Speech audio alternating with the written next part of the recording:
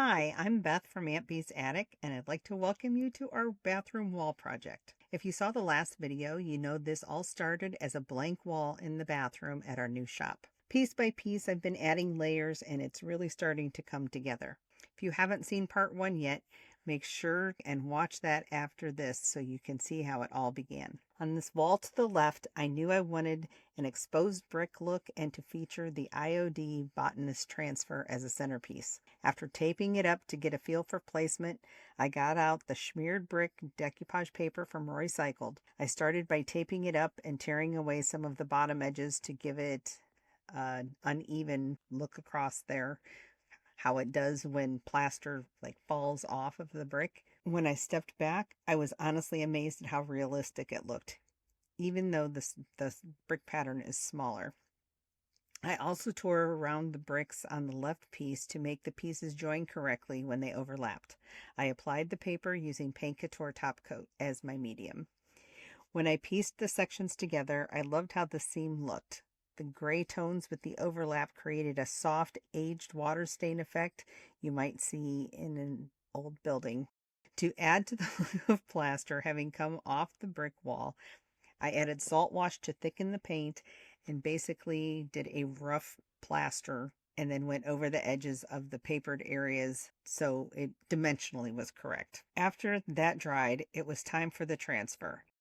With such a bold centerpiece, it needed to be placed straight and centered, so I had some help from my husband to get it positioned perfectly. Once it was all in place, I absolutely loved how it turned out. It really brought to life what I had envisioned. After creating that exposed brick look, I wanted to carry some of that texture over onto the main decoupaged wall. I decided to add to the look of exposed old wallpaper by using designs from the I don't say this well, Hamu de la Reine paint inlay. First, I added some plaster texture. Inlays are great because they actually deposit paint onto the surface. You just apply them while the paint is still wet, lightly mist with water, gently rub it, and then let them sit. Then once it's dried, you re-wet again and reveal the design.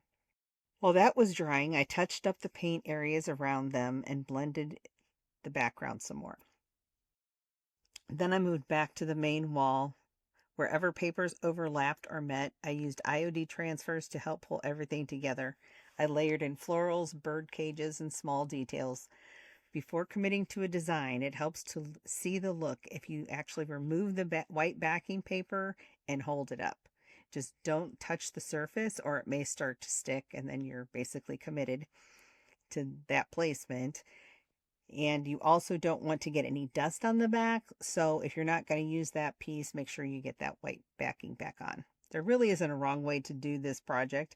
It's just a matter of layering and adjusting until it feels right. Since this is a small bathroom, I knew the wall with the mirror needed to stay a bit more neutral. I chose Paint Couture Misty Fjord for the wall, and once again, I got some help. My husband is much better at trimming, especially by the ceiling, so he jumped in to give me a hand. From there, I continued playing with transfers, and then I started the florals I wanted to come up and climb around the mirror. In the next video, I'll add a few more details and start working on the fourth wall of the room. But for now, here's a look at where everything stands so far. I'd love to hear what you think. Let me know in the comments and stay tuned for part 3 with the final reveal. And if you're not a subscriber, we would love it if you'd subscribe and maybe even share this with a friend or two. Thank you. See you next time.